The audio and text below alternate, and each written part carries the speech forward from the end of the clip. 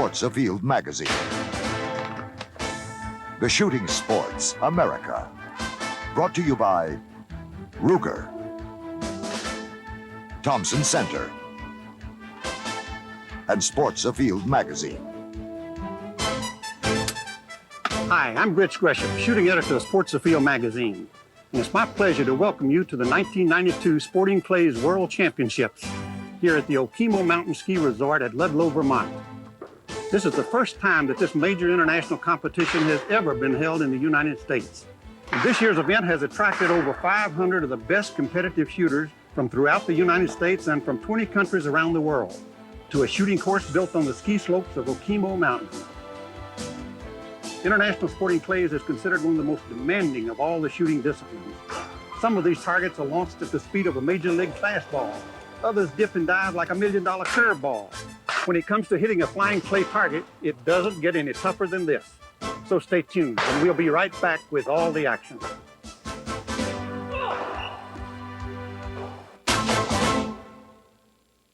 American shooters are certainly no strangers to clay target games.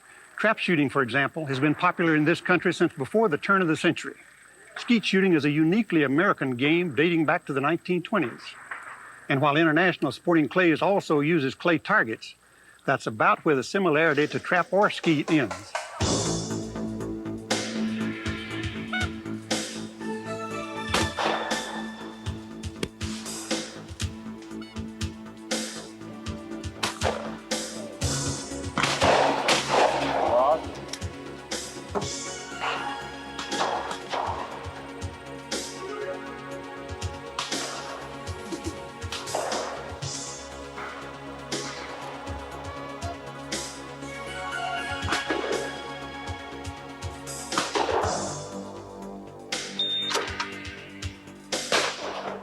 In this game, competitors face an almost infinite variety of target presentations, from targets flying directly overhead to those streaking directly away, and all are thrown from traps set out in this wooded landscape.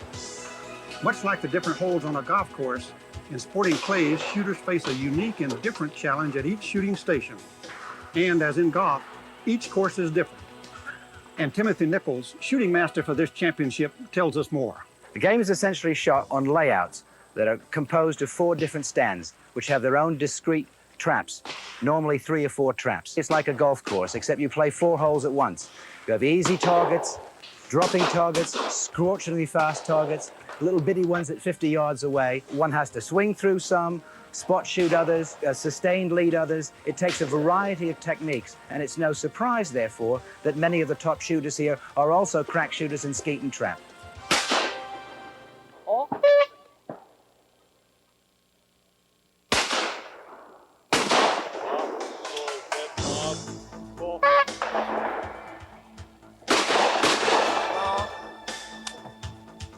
Not only do shooters face an almost infinite variety of target presentations in this game, they must also contend with targets of different sizes and configurations. There are also 90-millimeter targets, which we call middies in English, or the French call minis. They're little 60 millimeters, look like bottle caps up there at 50 yards. Rabbits with reinforced edges that roll on the ground, and these flat devils called battus, which curve in the air. They're sort of like a Frisbee. I think it's a world-class course.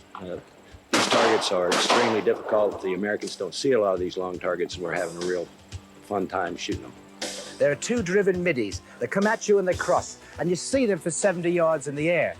The trick is to be aggressive and shoot one quickly, otherwise, zoop, the second one's behind you. I found it very difficult, slightly unusual to some of the European birds we shoot in Kitas. There's a lot of closer stuff.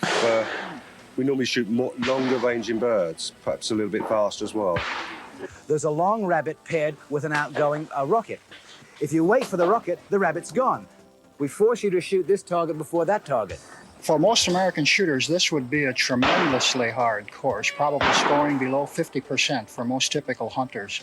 Currently, I think the foreign shooters are at a definite advantage on this course, particularly because of the battus they're throwing and the distances at which they're throwing them.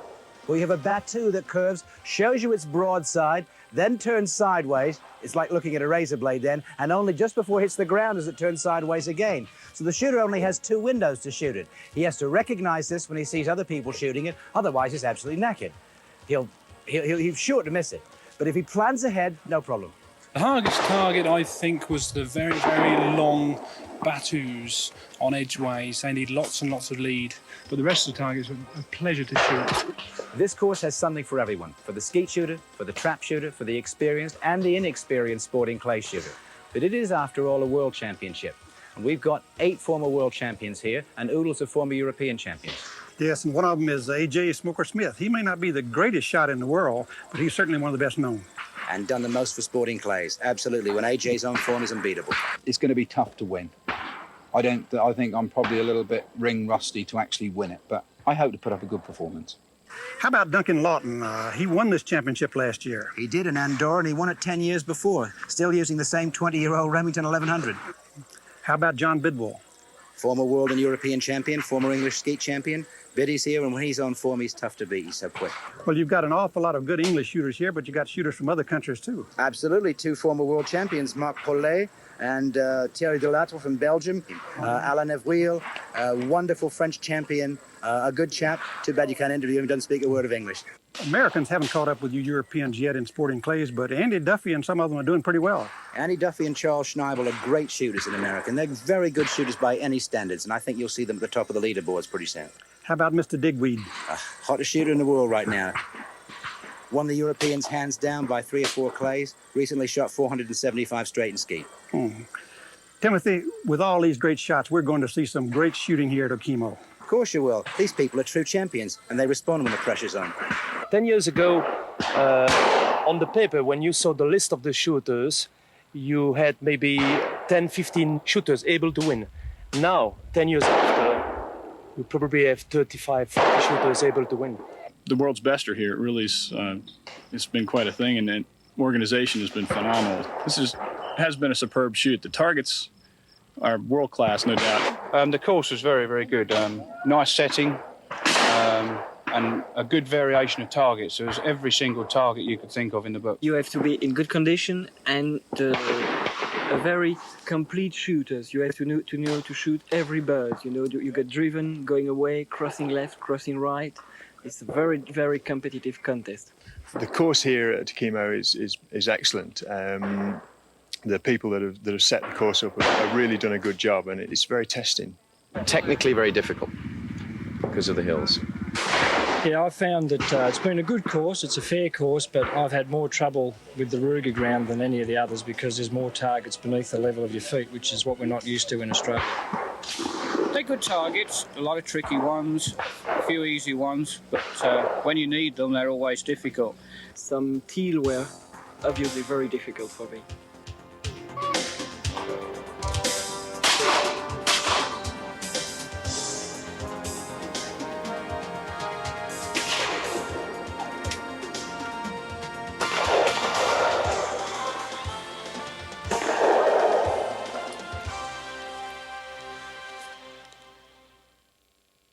A unique aspect of this World Championship event is that it gives spectators not only the chance to see the world's best shooters in action, but also to try their hand at sporting clays, as well as learn more about outdoor sports of all kinds.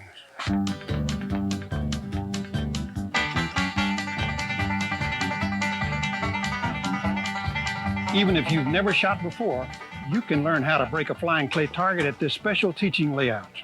And that's only the beginning. There's air gun instruction for the kids, and when they're finished shooting, they can also practice their angling skills. With over 100 different exhibits and activities, this game fair is truly an introduction to just about every outdoor sport, from pulling back on a boat to climbing up a rock wall. You can also watch the pros put a retriever through his paces and see some of the best professional trick shooters put on a real show with a shotgun.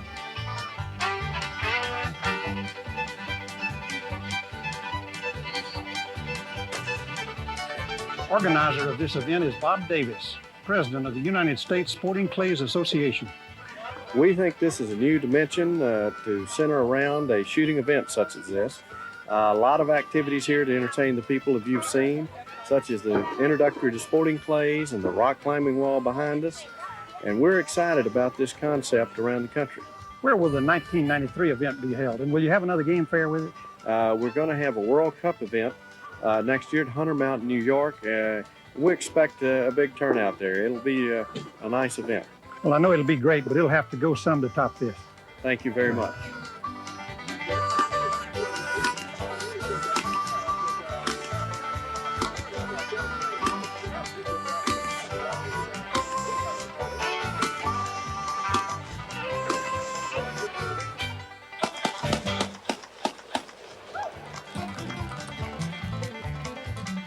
I'm coming from Belgium in Europe. I come from France. Australia. I'm from Lisbon, Portugal. I come from a little village called Croxton, which is in England. I live in Toulouse in France.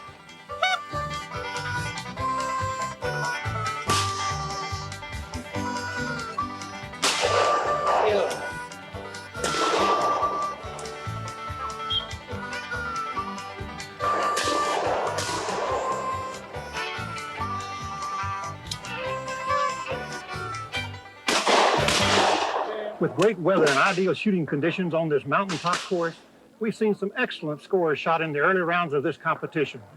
George Digweed, current European champion, started off at a record pace, dropping only 7 of his first 150 targets. British shooter Gary Phillips was close behind with a 140, and fellow countryman John Wells was in with a 138. Former world champion Mickey Rouse was also in the running with a 136. How have many of the international shooters reacted to their first world championship in America? Absolutely fantastic. What a marvellous place to come, up in the mountains. Where I am, we are 300 feet above sea level, and here I think we're about nearly 4,000. A fantastic place to come and shoot. I am very enjoyed to go and to shoot here. The setting's beautiful, the scenery's beautiful. It's really a great spot for an event like this. I'm enjoying it. The targets are nice. The atmosphere is very, very nice. It's a great place. It's quite good for me. It's a real good fun. Shooting conditions were ideal for the last round of 50 targets that would determine the new Sporting Clays world champion. Going into this final round, only 6 targets separated the top 4 shooters, a relatively slim margin in this game. Former world champion Mickey Rouse came in with a superb 46 out of 50 and kept the pressure up on George Digweed. John Wells wasn't giving up either and broke 44 of his last 50. Gary Phillips was only 3 targets behind Digweed and knew he needed a near-perfect score to overtake his fellow countrymen. His final round score of 44 was a few targets off the pace and made it Digweed's tournament to lose. But George Digweed stayed on his record-setting pace right through the final round. His 47 out of 50 on the last day gave him a final score of 191 out of 200. Good enough not only for the 92 World Championship title, but also a new world record. It's whoever's doing well on their day. I mean, I can't say that I'm any better than 1 or 6 of the other shooters, but I mean, on my day, I won it. I wouldn't say I put in any practice. I wouldn't say I concentrate any more than anybody else. I just happened to be on the day the winner. All right, quickly to your right. Okay. Not long from now, these green mountains of Vermont will be covered by a blanket of snow, and skiers will be taking the place of shooters. But for now, for 500 Sporting Clays shooters, whether from New Zealand or New York, Okemo Mountain has been the scene of a memorable World Championship event. And for George Digweed, the 1992 gold medal and an outstanding new world record. $10. Nice to know he's still talking to us. Coming up next, the Ladies Charity Classic from Houston, Texas. We're here at the American Shooting Center in Houston, Texas, site of the 1992 Ladies Charity Classic National Championships. For women sporting clay shooters from all over the country, there's no doubt that this event has become their Super Bowl and World Series all wrapped up in one. Truth is, while open to women shooters only, the Ladies Charity Classic Championship is nonetheless one of the biggest sporting clays tournaments of any kind in the country.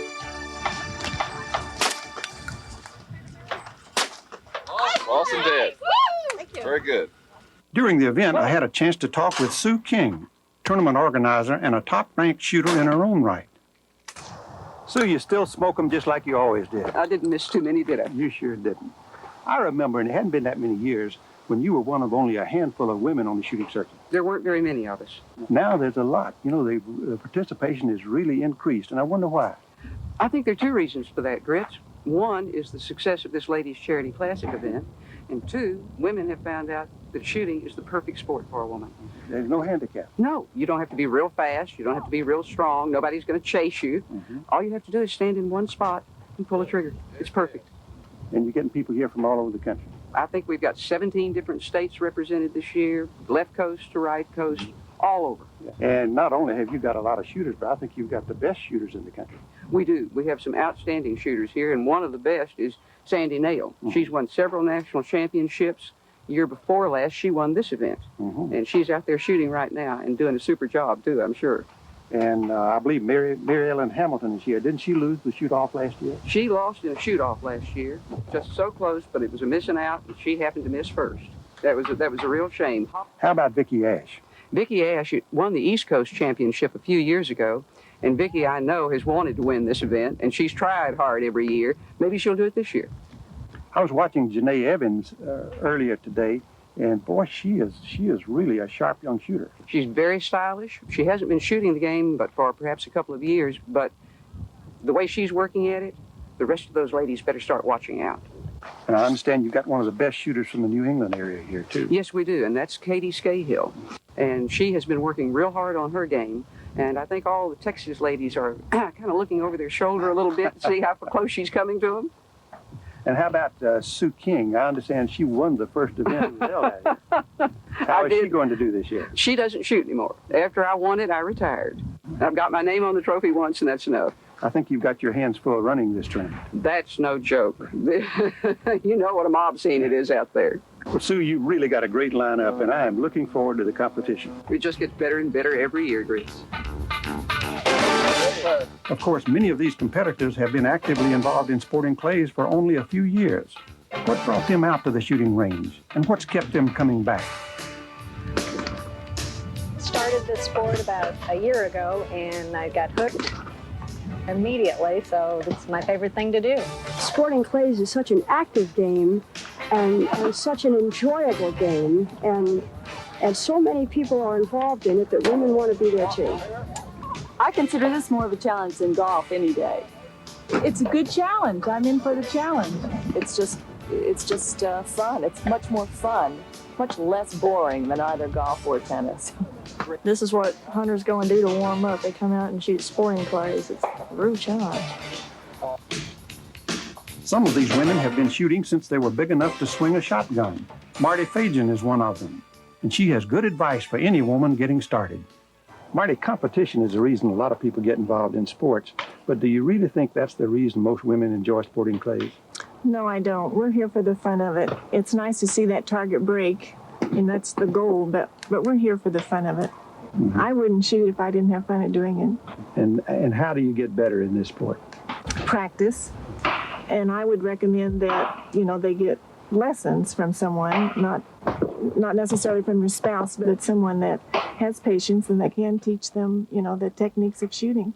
There's really no age barrier to this game, is there? No age barrier at all. Today here, I've been shooting with a 10-year-old girl and one woman I know was 72. There may be some even older, but those two, were the low and high that I've seen today.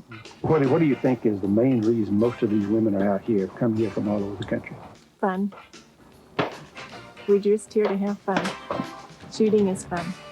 We have a lot of prizes, there's a lot of camaraderie, and the cause is Houston Area Women's Center for Abused Women, so we have a feeling for that. Also, it gives them a chance to go out and be with other women in a new sport that doesn't require that you be a tremendous athlete. And it's in the out of doors. It's a pretty setting, and it's just a lot of fun.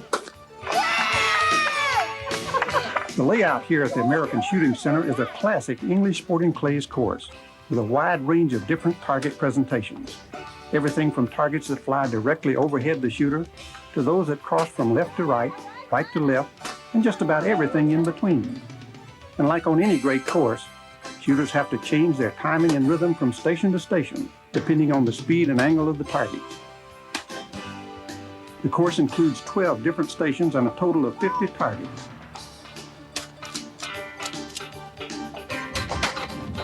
Stay tuned and we'll be right back with the competition.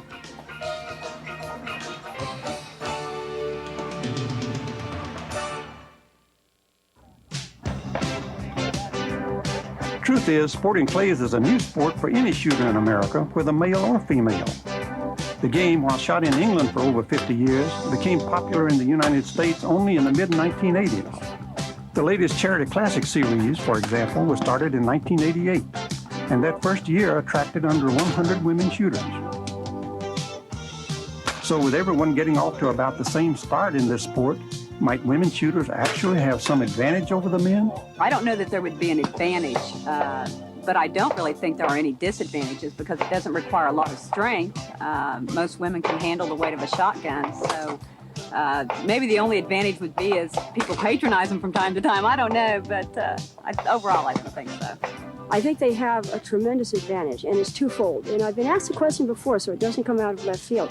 The two advantages are, first of all, that they have no built-in ego problem. They come to it open. And the second is that I think the fact that we're shorter and stockier, built closer to the ground than a great big tall man is, that we have an advantage in having that shooting stance. There is a certain finesse, I believe, that is involved in the sport, and it certainly helps the women that have a certain flow to their swing and a certain rhythm that is involved in the sport that certainly helps. I think if you see the bird very quickly, you've got an advantage over anyone that you're shooting against. I don't think women have a clear advantage over men at all. They can compete just the same. I think we have better coordination, actually. I think men are stronger and all, but I think women have better coordination towards the target. Women take direction much better than men, too. This debate may never be settled. Indeed, for any shooter, the real key is to start off young.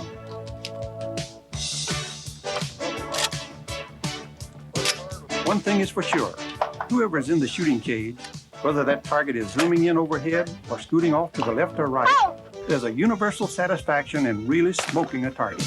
Breaking a target. The thrilling moment in sporting clays is seeing that bird burst into dust.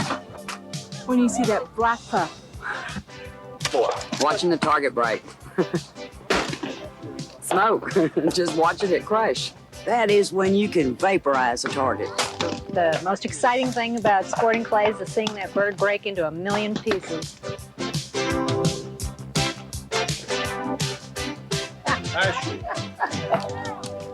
Oh, God. For you.